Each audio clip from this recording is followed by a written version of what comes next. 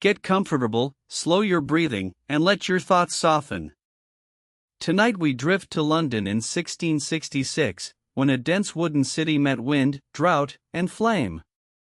This is not a story of panic, but of sequence, how a fire began, spread, and how a city rebuilt itself after loss.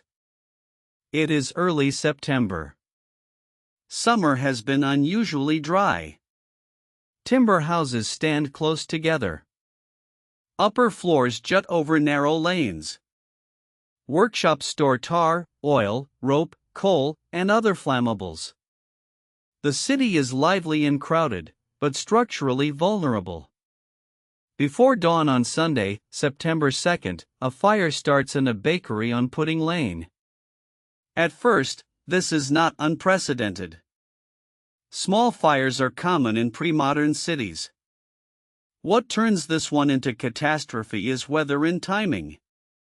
Strong easterly winds push sparks forward. Night limits visibility. An initial hesitation slows decisive action. One of the main emergency tactics available is creating fire breaks by demolishing buildings ahead of the flames. It is disruptive and expensive, because destroying property before it burns raises legal and political fear. Who authorizes it? Who pays compensation?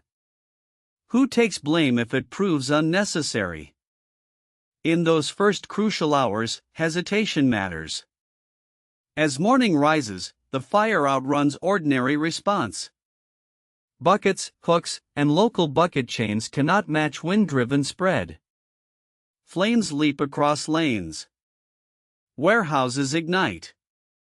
Heat grows intense enough to shatter windows at distance. Roofs begin to fail.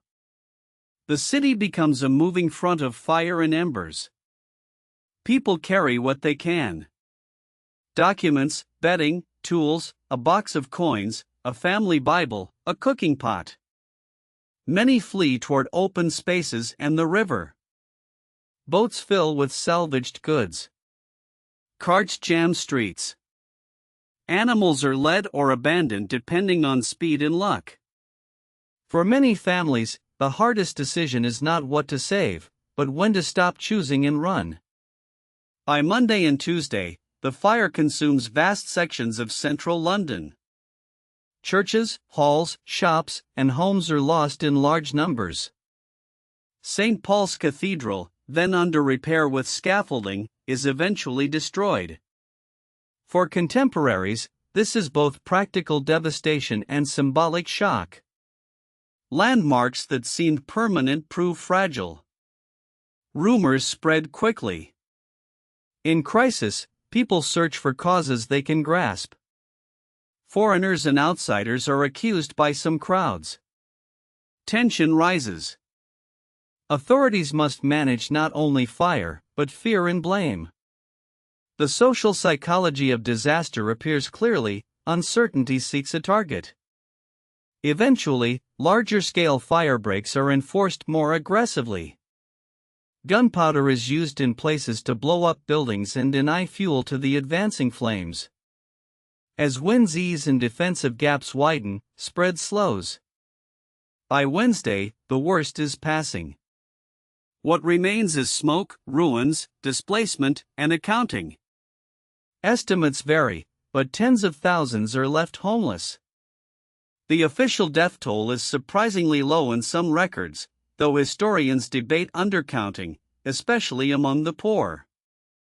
What cannot be disputed is material loss on an enormous scale. Large portions of the old city are gone. And yet, history turns quietly after catastrophe. Relief camps, temporary markets, and emergency governance appear. People still need bread, tools, wages, shelter, and law. Courts and trade must resume.